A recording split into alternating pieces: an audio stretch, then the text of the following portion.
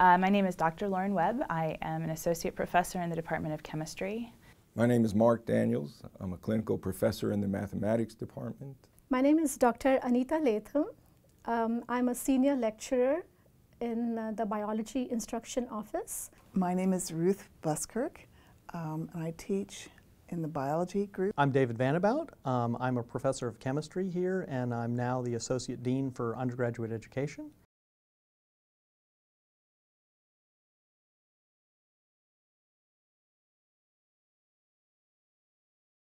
I expect them to be engaged, to make the good effort to not just understand what we're doing, but why, and why it's important in the world of chemistry to learn this particular idea. I expect them to at least try to do what I ask, because I never ask frivolous things, I promise you that. I remember being a freshman in the university I went to, and I remember it was hard for me to have to actually buckle down and study now, and it was hard for me to ask questions because it made me feel like I was dumb when I never had to ask questions before. But that's certainly not the case, and you know, all professionals ask questions of each other, so don't be afraid to ask questions.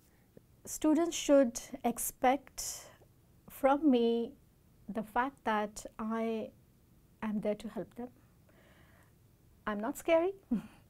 I feel I'm approachable, and I really hope that students take advantage of that. They should expect me to be engaged. I love teaching. I love being in the classroom. Sometimes I get really excited and probably look kind of weird.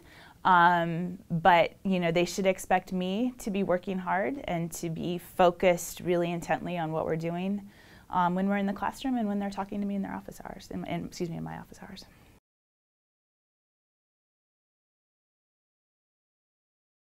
My office hours are quite variable. Sometimes there might be 6 or 8 people in the office asking questions, and at that point I hope that they're all, no matter what their question is, they're going to be learning from each other as well as from me, and we can all go through the material together. We can have an actual discussion about the chemistry. And I encourage the students, whether they're talking to me or the TA or to a friend about it, that it's a great way, again, to test their knowledge. A lot of people don't think they could come to office hours if they haven't prepared. They feel, oh, I don't know the material well enough to go. That's all right. Just think of a particular question to get you started, and then try.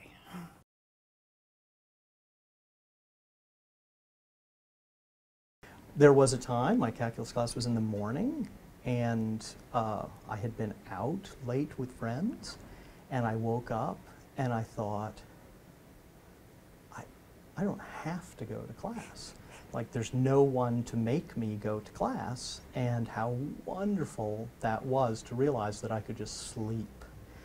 And so next thing I knew, I was only going to class 1 or 2 days a week, and I was falling behind, but I didn't really admit that to myself until I got to my first exam. And I sat down to have my exam, and it was, I remember it to this day, it was 4 questions on 4 pages, and I could not answer any of them.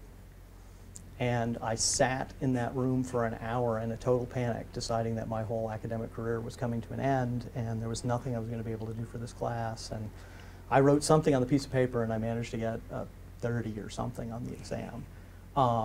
But it was a huge wake-up call that things were going to be very different in college, and that I couldn't just pretend that I knew what was going on, but I really needed to be in class, I needed to be asking questions, and I needed to be pushing myself to really keep up with the work instead of just saying, yeah, I sort of know that all already.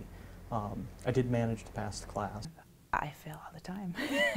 I fail all the time, literally. I mean, being an academic is hard. Experiments don't work. Papers get rejected, grants get rejected. I mean, if you're doing something that's at all challenging or worthwhile, you're going to fail all the time. And the question is, how do you respond to that? How do you learn from it? How do you move on? When you're doing something new, you often don't have a good frame of reference for what you should be doing. but you'll learn, you know, you'll pick things up and you'll get better and more confident and things will get easier. You just need to keep going forward all the time.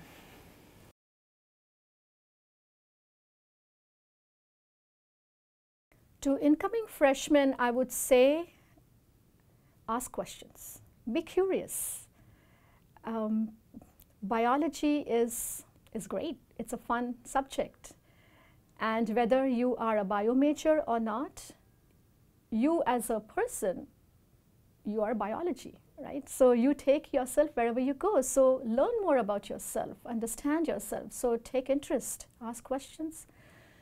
I think some good advice is to take a few minutes after each lecture class, and just go over and think about what did I learn this class, what did the instructor think was important at this class, just touching back and saying, and what questions do I still have? I feel that this sort of little wrap up in your mind, even if it's just a few minutes, is a very good policy, and I think would help a lot. If students are having trouble in my class, the first resource I ask them to use is their own brain, their own mind, because students often come to the university in the habit of just finishing assignments because, you know, that's the way our society is, get things done and move on, whereas I'd really rather have them have the goal of understanding and learning what the assignment is about. So, you know, I say struggle with it, fail for a while, and see if that struggle doesn't lead to good things in the future. Go explore. At this stage of a freshman's life, they may very much feel like they have their whole life planned out, but I'm gonna bet they're wrong. UT's an amazingly diverse place. Go learn something new, go take a new class, you know, a new elective, just because it sounds interesting. Join a club, meet new people. You know, if you walk out of here 4 years from now with a degree, but the same person that you are right now, that will have been a tragedy. So go explore.